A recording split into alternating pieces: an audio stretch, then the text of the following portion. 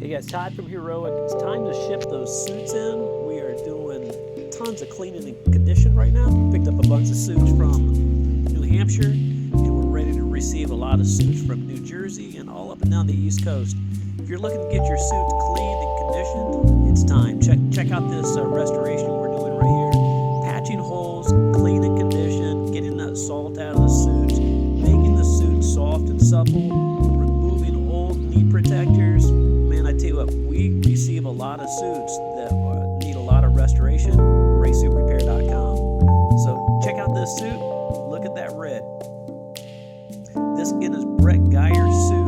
He's from New Hampshire, the NEMRR series, and this is a custom Vanson. This thing needed cleaned, conditioned, patched, and a complete restoration. Also replaced a lot of the Velcro on this suit. After a while, it wears out. Great time to ship it in. We can make it super soft, remove the salt from the inside. The salt's decaying your suit just like rust on your truck.